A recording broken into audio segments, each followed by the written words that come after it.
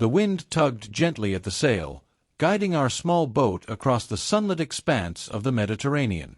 The water glittered like it had been dusted with silver, and for a while the only sounds were the creak of the mast and the rhythmic splash of waves kissing the hull. I leaned back, letting the breeze cool my skin, and glanced across the boat at him, Elliot.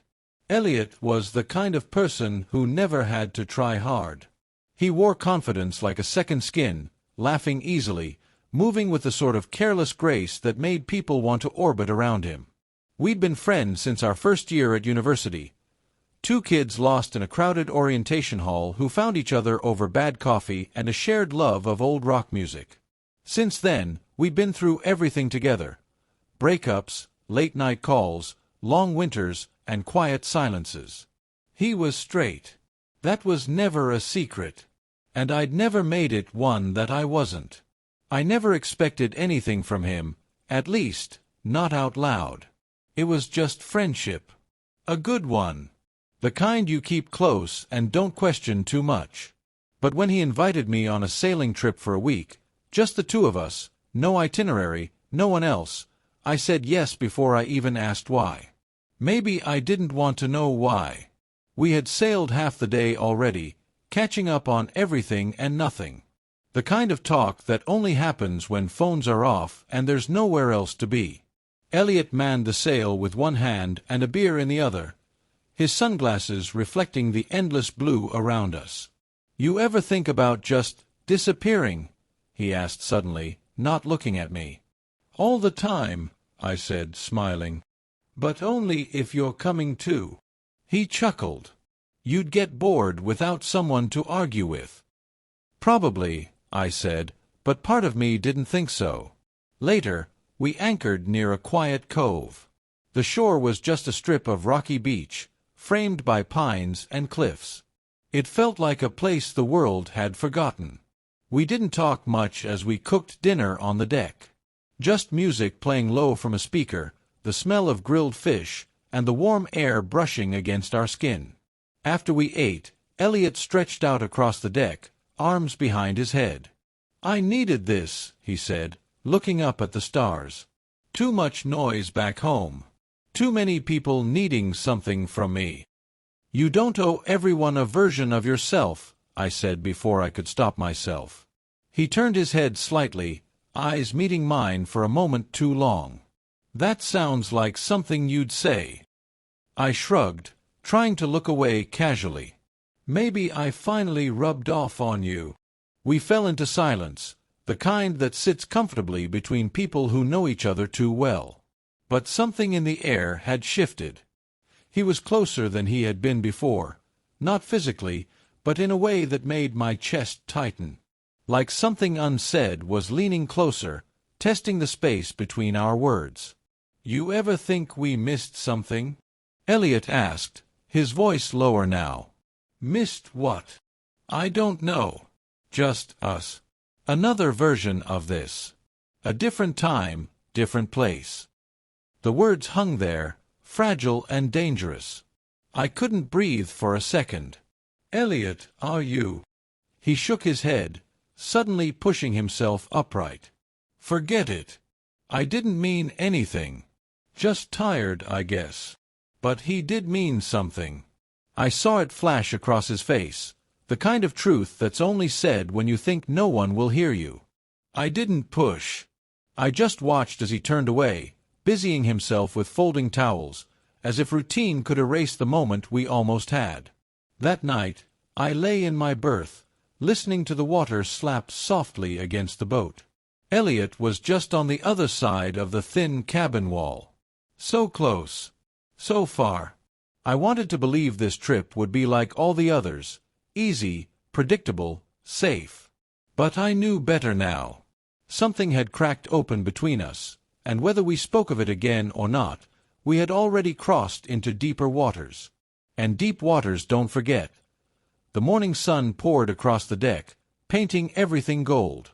I woke to the smell of salt and coffee, and the faint hum of Elliot's voice humming to himself as he moved about the boat. If the night before had weighed on him, he didn't show it. His easy laugh returned, his grin effortless. But beneath it, something was off, too cheerful, too rehearsed. We set sail again, gliding over a calm sea. Elliot steered while I trimmed the sails. The quiet between us had changed. It pulsed now, charged with what wasn't said. Every brush of his shoulder against mine, every glance that lingered a second too long, it all felt deliberate, but unspoken. After an hour, Elliot suggested we stop near a secluded inlet to swim. The water was impossibly clear, the kind of blue that made you forget the world. I dove in first, and a moment later, he followed with a splash and a laugh. We floated beside each other, our legs brushing occasionally beneath the surface. "You've gotten quiet again," he said, shielding his eyes from the sun. "So have you." He hesitated, then looked straight at me. "About last night." I held my breath. I didn't mean to be weird. I was just in my head. "You know how I get." I nodded, unsure whether I was relieved or disappointed. "Yeah, I know." But the way he looked at me said otherwise. There was a softness there, almost an apology wrapped in longing. Later, back on the deck, he handed me a towel and let his fingers graze mine, slow, intentional. That night, we stayed up late, talking under stars that blinked like distant witnesses. Elliot opened up in ways he never had before, about a childhood he rarely mentioned, about how lonely he sometimes felt even when surrounded by people. His voice was low, careful, vulnerable. "You ever feel like no one really sees you?" he asked. "All the time," I said. "But you always did." He looked at me, and for once, didn't look away. "You're the only person I trust with the whole picture." The silence that followed wasn't empty. It was full of 1,000 possibilities.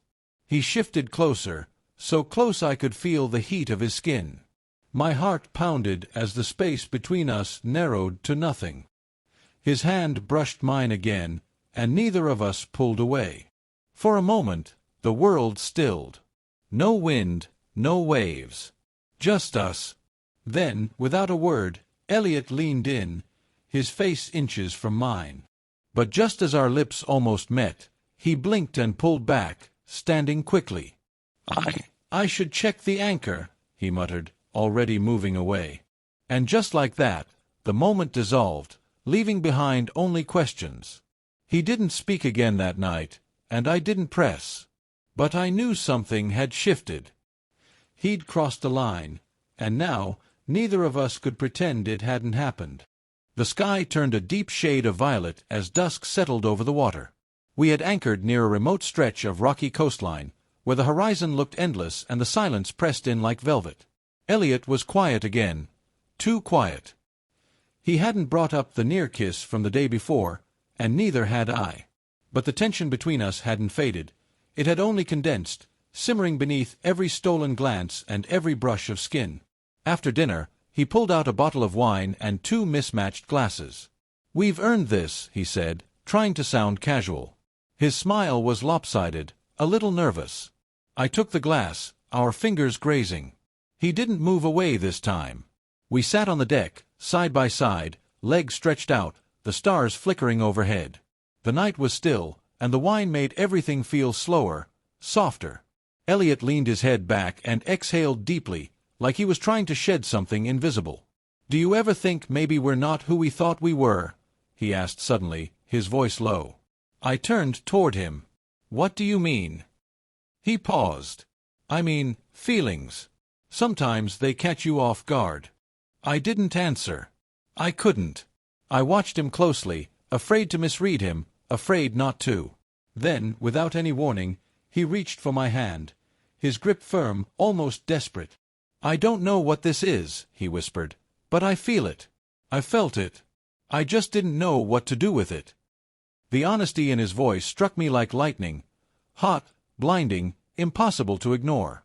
Before I could respond, he leaned in, slower this time, and kissed me. It wasn't hesitant. It wasn't confused. It was real. For a few seconds, the world disappeared. There was no ocean, no sky, just the press of his lips, the warmth of his body against mine, and the hope I hadn't dared let grow until now. When we pulled apart, Elliot rested his forehead against mine. "I'm scared," he said. "Me too," I replied, but my heart was soaring. He stayed close that night. We didn't speak again. Just laid side by side beneath the stars, wrapped in something fragile and new. I didn't sleep. I didn't want to miss a second of what this could become. But morning came hard. The sunlight felt cold, the boat too quiet. Elliot moved differently, avoiding my gaze, barely speaking. When I finally asked him what was wrong, he shrugged. "About last night," he said flatly, "it was a mistake. I don't know what I was thinking." A mistake. The words hit like ice water. All the warmth from the night before evaporated in a breath. He wouldn't look at me. Wouldn't explain. Just like that, the version of Elliot I thought I knew was gone. And I was left holding the pieces of something that had never really belonged to me. The days that followed were a study in silence. One evening, as the sun dipped below the waterline, painting the sky in hues of orange and pink, I found Elliot at the bow, gazing into the distance.